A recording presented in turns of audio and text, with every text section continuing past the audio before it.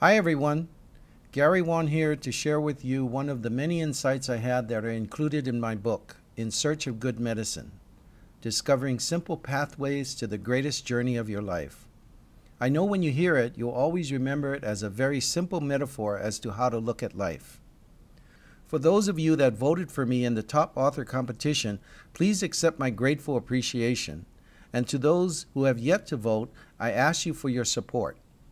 Click on the link that came with the email that brought you here or use the one at the end of this video. Voting ends May 3rd, so please help me make it to round 2 by voting and calling all of your friends for their support and sharing this video. So let me paint the scene for you. It was March in Death Valley, California, and the weather comfortable and clear that year.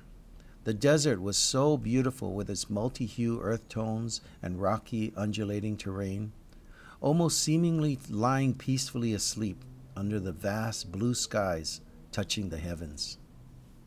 There were 7 of us on this vision quest, all looking for answers in our lives that would fill the emptiness many of us had. Answers as to why we were here and for what purpose. Answers about following that nagging feeling that you know you're meant to do something great, but instead put it aside yet another day, another week, another year until a decade has passed in the blink of an eye.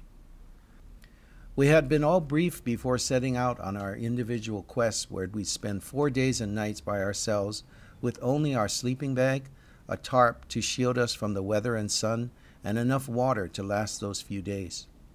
Based on where we decided to camp out, we were assigned a partner to look after each other in the wilderness, but still respecting our solitude.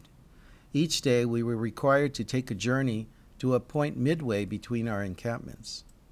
For my partner, Larry, and I, it was agreed that I would make the first initial trip in the morning and he in the afternoon, and, upon my arrival, would lay down a design in the dirt using the small stones available in the area. Later that afternoon, Larry would alter the stone pile significantly enough where I'd notice on my visit the next morning. Obviously, if there were no changes, that would mean he never made it to the stone pile, and that I should go and look for him to see if he was all right. This wasn't meant to take care of emergencies, but for the most problems, it served its purpose. So on the first morning, I got ready for my journey. From a small bluff next to my encampment, I had placed a couple of stones the day before pointing to the general direction of the stone pile.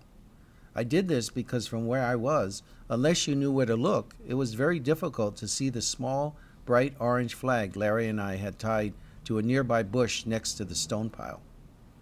I peered out into the distance, kind of squinting at the brightness of the morning sky, and surveyed the area, looking closely for that small little swath of orange among the dull browns of the desert. Then I saw it. Sure enough, there it was. I was relieved. As I jumped down from my perch, I spied a small dirt path in the huge sea of rocks and bushes that I knew would get me on my way. Though the path seemed to meander further and further away from where I was headed, at least I was going downhill, I thought. After about 20 yards, I stopped and I looked up to find out where I was in relationship to the flag in the far distance, then lowered my eyes on what was directly in front of me. Should I take a more direct path over the rocks or keep following the safer dirt trail that twisted and turned, maybe taking me in an entirely different direction out of my way? Though the daytime temperature in March didn't get too hot, dark places between the rocks offered a cool respite for the rattlesnakes, so there was some danger in addition to falling that I had to be careful of. When I finally made it to the stone pile, it was at that point I realized that the journey I just took was so much like life. You know, we often make goals that we'd like to get to that are far out in the distance, much like this orange flag I was headed to. But are we supposed to place all of our attention on getting there and keep focusing on it?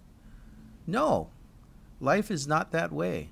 It's about deciding where you want to go and then putting your head down and choosing that first path, that first step, and be fully present in the process. I made it all the way down to the stone pile by taking it 30 yards at a time, knowing what my goal was and the general direction I needed to be headed in, and then focusing in on how to make it that first 30 yards. When I got there, I glanced up to look for the orange flag and then put my head down again in order to figure out what my next step would be. Like life, I could choose to take the easier dirt path around the rocks, or I could venture in a more direct route over the rocks. But who's to say which path is the more difficult one? We have no clue as to which one will end up being the more satisfying and the more rewarding. And what if we do fall? Would we brush ourselves off and keep going? Or would we try again later? Or would we simply give up? There will always be many dirt paths that head in a totally different direction as to where we believe we need to head, but what we fail to realize is that we can't see over the next horizon. This might be the adventure that offers us the answers to what we're meant to do. Answers figuring out who we are, or what we need to do that helps us express our true selves, our greatest divinity, or it may not. Listen, figure out what brings the most joy and happiness to you each and every day in your own search for good medicine, and then head off on your own journey to the stone pile. I hope you've enjoyed this aha moment I had from my vision quest as much as I enjoyed sharing this with you. Please vote for me if you haven't, or call your friends and family to help me to get to round 2. The deadline is soon, May 3rd. Thank you, everyone. My most sincere gratitude and blessings. This is Gary Wan.